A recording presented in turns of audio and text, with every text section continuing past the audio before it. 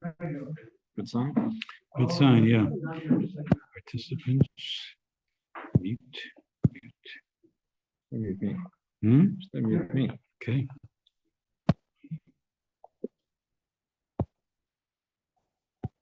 Now disappear. No scratches. Okay, everyone. So I thought we could talk about some of the questions, the halachic questions that have been coming up throughout the war. There are many, many different questions that come up, questions that have been asked by soldiers, by others, all sorts of different areas of halakha. Some of these questions have been published. Rav Rimon, we've all heard of, in his spare time when he's not collecting equipment for soldiers and rehabilitating communities, is actually a posek as well, and he's answering questions all the time. And he's published some of the questions that he's been asked. And it's very uplifting to read, not just because of the answers, but to hear some of the questions. You think how soldiers that are out there on the front lines are even thinking about these things. I remember a few months ago, I heard a shiur from Rabbi Rimon, and he said he's published dozens of books. He plans to publish dozens more. But he said that there were two books which he wrote, which was particularly special for him. And he said there was he's got books on halacha, on Shabbat, on Yom Tov, on Kashrut, all sorts of things. He said his book on Ilchot Shemitah and his book on Ilchot Sava, rules of the army. Because these are things which for 2,000 years were Hilchot Ad Mashiach. These were things we could only dream about, things we could only imagine.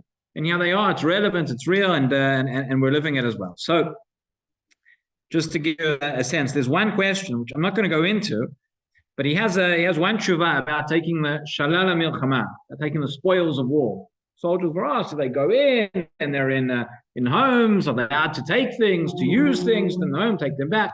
Obviously, there's a legal question here, and first and foremost, there's whatever the regulations of the army that comes first.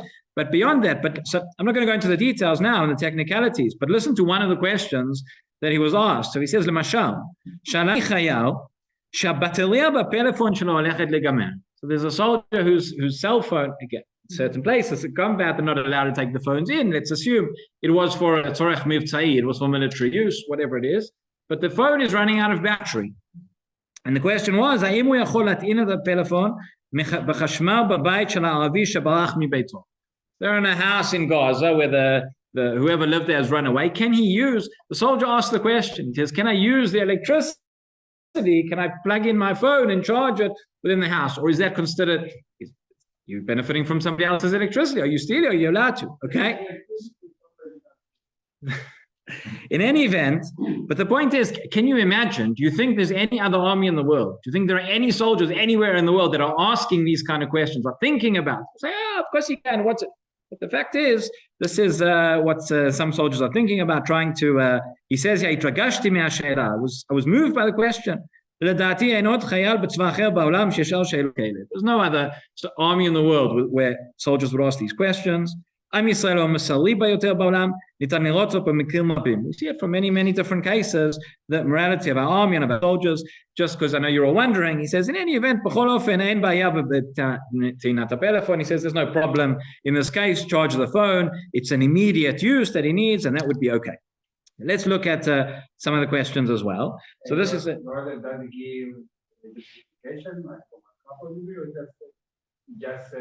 Yeah, he explains it. He explains it. But again, I just wanted to show the question. I'm not going to go into those technicalities now, but let's look at another question.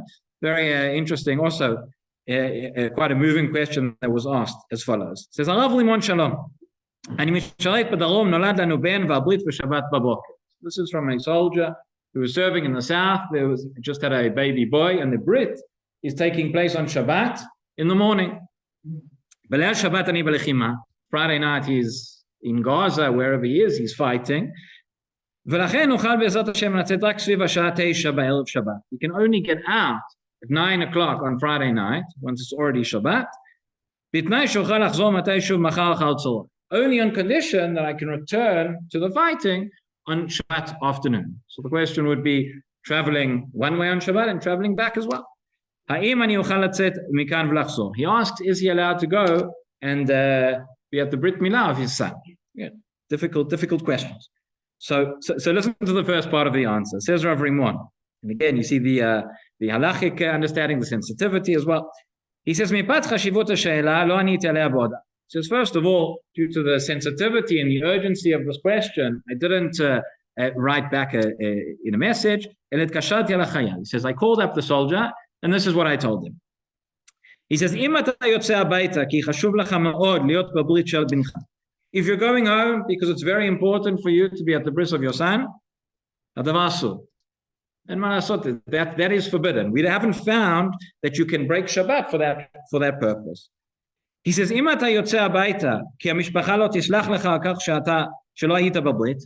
going home because your family will never forgive you for the fact that you're at the brit, that's also forbidden because we haven't found that there's a justification for Chilul Shabbat. He says, sometimes you have these questions, and sometimes nowadays there's a tendency, what do you mean? How can it be asur? Of course, you can do it. No, Halacha has rules, and this is the framework. He says, he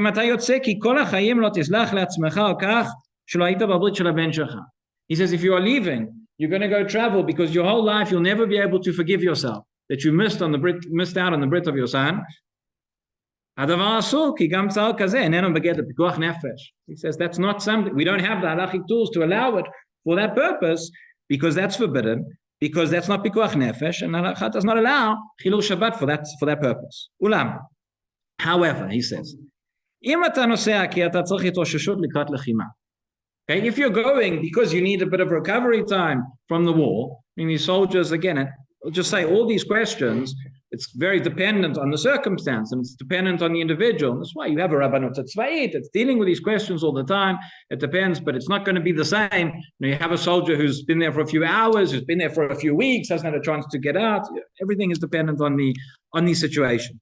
But it says you've been there and you've been fighting. And if you've been fighting, let's say for 2 weeks, 3 weeks, you haven't been home, you haven't seen your family, it's taking its toll physically, it's taking its toll mentally. This is the only opportunity you have to get out, to get a bit of a rest, to refresh yourself, so that you'll be able to go back and to fight better if you need it for that purpose, right?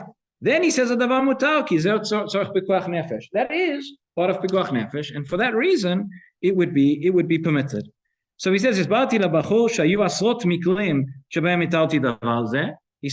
says, Rav Rimon, I've received dozens of questions of cases, similar things where I allowed soldiers to go home on Shabbat. They had been 2.5 weeks, hadn't been home. Nobody knows how long it's going on for. Nobody knows how long they're going to go back and be fighting for. So I said to him, he says, these are the questions I've had. This is the answer I've given. I assume it's the same in your case, and therefore, assuming that you need to go, you need the break, you need to be refreshed. You can go, use that opportunity, go back, be at the Brit, and then come back. He goes on and he explains, he gives a little bit of the halachic rationale behind this. A lot of it is based on, well, let's start like this. If the question which came up first, which was, can somebody go from their house to travel to the base on Shabbat? So that's relatively straightforward. That's easy. If it's for pikuach nefesh, it's necessary for the fighting. You can travel on Shabbat for that purpose, as many people did on Simchat Torah on that first Shabbat. If the case is where one was on base or one was there fighting and they were able to come out, let's say they were able to come out and be home before Shabbat, so on Friday afternoon, Friday morning, but they would have to go back on Shabbat, right? So that's a little bit more complicated. And there we refer to a halacha in the beginning of Hilchot Shabbat. We spoke about this a few weeks ago in the Tzuba Merabanan Shiur. We always see in Torah, everything is connected, where there is a case whereby one's not allowed to go on a ship 3 days before Shabbat, because different reasons are given as to why it is. The Bala Ma'or explains that it's because you're putting yourself in a situation of Vadai Pikuach Nefesh, meaning you're going onto the ship before Shabbat, but within 3 days, you know that you're still going to be there on Shabbat and you're going to have to do a malacha, so you shouldn't put yourself in that situation. However, he says that if it's for a mitzvah purpose, and even within 3 days, it is allowed. So for a mitzvah purpose, so the purpose of going for the bread or going to see the family, or so again, so leaving before Shabbat, even though they have to come back on Shabbat, that is more, that would still be allowed. There are other considerations though. What if, let's say the soldiers are going to get leave, so you can go back before Shabbat, he's going to have to come back on Shabbat. So that when he comes back on Shabbat, the army will say, okay, another soldier, you can go, but then they'll leave on Shabbat itself. And so that may be a consideration. But in any event, that would still be, but in our case, where we're talking about just leaving on Shabbat itself, that is the most difficult case, because going home now, that's not pikuach nefesh, that's not a tzorech mivtzai. So unless it is situation, he also says in the Tshuva that at the beginning of the war, there were a lot more cases about this, where it was more haphazard. Now it's more sort of mesudar and can be planned a little bit better, so people can go, don't have to go on Shabbat itself. But anyway, that was the answer that Rav Rimon gave. And then at the end of the Tshuva, so listen to what happened with the soldier. And this is the amazing part. So he says, again, he said, if you're going just for the purpose of the Brit, doesn't give you license to travel on Shabbat. But if you need to go to get refreshed and to be able to fight better when you come back, then that's part of Pikuach Nefesh, and that would be okay. And he says, I presume this is the situation. So he says like this. Now, Le'ol Zot, Tzipiti shachayal yisa baita le'brit, says Rav Rimon, I expected the soldier would go home, be at the Brit, למרות שמדובר בשבת, even though it's Shabbat, כי הוא היה כבר כמה שבועות בקו הפנימי מנותק מביתו. He'd already been a number of weeks in fighting, he'd been disconnected from his home, and that was that. מה מרגשת הייתה ההודעה שקיבלתי ממנו לאחר כחצי שעה? Says half an hour later, he receives the following message from the חייל. שלום הרב. לאחר בירור עם עצמי ובהתאם לשאלות ששאלת. Says after thinking about it, and after considering the questions you asked me, אני לא מוצא לנכון להתיר לעצמי לנסוע הלוך ושוב בשבת. Says the Chayil himself, says, I don't think it's right for me to go traveling back and forth on Shabbat. עם כל הצער, with all the pain that this entails. בעזרת השם, אצליח למנף את האירוע להעביר לילדים שלי מסר חשוב שיחזק אותם בעתיד. Says, I hope that I'll be able to take this event and use it to teach my children, teach my family a message for the future. He says, now Rav Rimon speaking, says, he says, I got was moved by this. Rav Rimon, then he asked for the names of the wife and the children of the family. He recorded them a message, and he told them, he says, your father may not be at the Brit. He says, you have a father who is a shaliach for all of Am Yisrael. He's out there, he's fighting, he's protecting us all. בעזרת השם יחזור הביתה בריא בנפשו ובגופו, and he should come home soon, healthy, right, בנפש ובגוף. And he says, he ends off, says, מרגש מאוד, מי כעמך ישראל, who is like עם ישראל. חנניה בן עקשיא אומר, זה הקדוש ברוך הוא לזכות ישראל, לפי חבל להם תום מצוות, פני אדוני חפץ למען צדקו, יגדיר תורה וידע.